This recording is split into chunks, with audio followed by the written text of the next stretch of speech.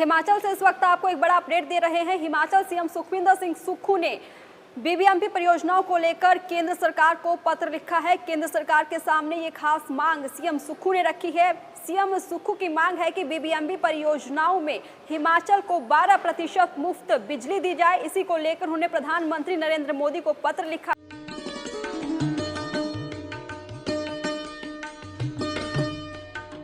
देश में दूध की खरीद पर समर्थन मूल्य देने वाला हिमाचल देश का पहला राज्य है। श्वेत क्रांति की ओर अग्रसर हिमाचल में गाय के दूध के न्यूनतम समर्थन मूल्य को 32 रुपए से बढ़ाकर 51 रुपए प्रति लीटर और भैंस के दूध के समर्थन मूल्य को 47 रुपए से बढ़ाकर 61 रुपए प्रति लीटर किया गया है। ये मैंने हमारा जो रेट पिछले साल 12-13 रुपए बढ़ाया था, इस बार 6 रुपए और बढ़ाया है। आगे हम सीएम का धन्यवाद करते हैं और आगे भी किसानों के लिए रेट बढ़ाए और अच्छा ये मिले।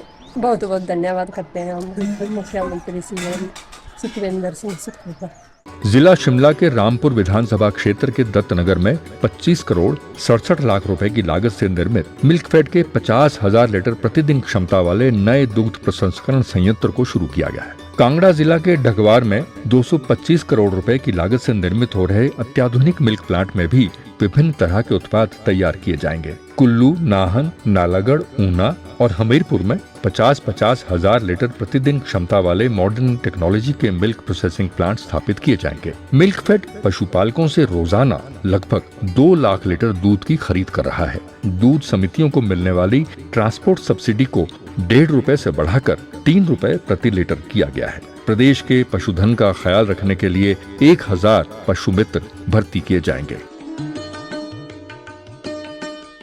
साथ ही केंद्रीय ऊर्जा मंत्री मनोहर लाल खट्टर को भी पत्र लिखकर इस मांग को उठाया है। साथ ही हरियाणा के सीएम नायब सिंह सैनी को भी हिमाचल के सीएम ने पत्र लिखकर इस मांग को उठाया है। मुख्यमंत्री सुखविंदर सिंह सुक्खू ने हिमाचल प्रदेश के भाखड़ा ब्यास प्रबंधन बोर्ड के सभी परियोजनाओं से 12% मुफ्त बिजली की मांग की है। प्रधानमंत्री नरेंद्र मोदी को लिखे पत्र में मुख्यमंत्री ने ये कहा है कि राज्य सरकार द्वारा स्वीकृत सभी जल विद्युत परियोजनाएं मुफ्त बिजली उपलब्ध करवा रही हैं, जबकि बीबीएमबी परियोजनाएं राज्य को कोई मुफ्त बिजली नहीं दे रही, बल्कि बीबीएमबी परियोजना स्थापित होने के साथ ही हिमाचल प्रदेश में जल विद्युत की अपार संभावनाएं समाप्त हो गई हैं।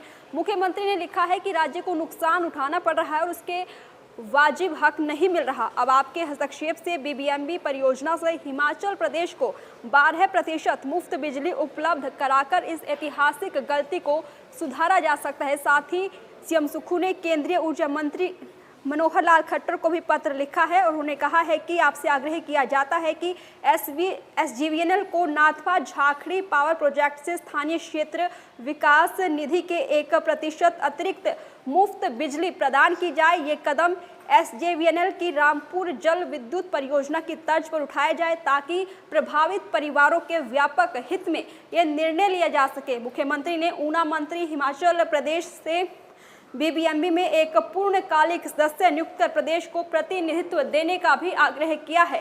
उन्होंने कहा है कि विभिन्न स्तरों पर बार बार आग्रह के बावजूद हिमाचल प्रदेश को बीबीएमबी में पूर्णकालिक सदस्य के तौर पर उचित प्रतिनिधित्व नहीं मिला है और साथ ही सीएम नायब सिंह सैनी को भी भेजे पत्र में ये मांग उठाई गई है। सीएम सुक्खू ने कहा है कि बीबीएमबी से मिलने वाली ऊर्जा के बकाया भुगतान के लिए हरियाणा सरकार अपनी सहमति लिखित रूप में दे। ये भुगतान 6% ब्याज समेत होना चाहिए और इसकी सहमति अगली सुनवाई से पहले ही दी जानी चाहिए। मुख्यमंत्री ने कहा है कि हरियाणा और पंजाब की ओर से नवंबर 1966 से अक्टूबर 2011 तक बीबीएमबी से कुल 13,066 मिलियन यूनिट ऊर्जा का बकाया लंबित है। ये बकाया हिमाचल प्रदेश को 15 सालों में 871 मिलियन यूनिट प्रति वर्ष की दर से दिया जा सकता है।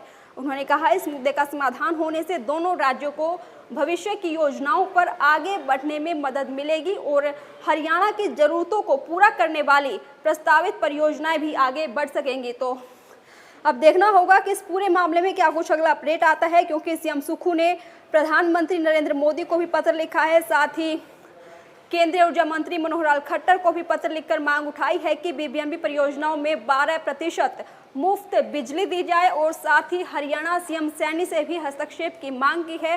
तो अब देखना होगा कि इस मामले में क्या कुछ हो पाता है।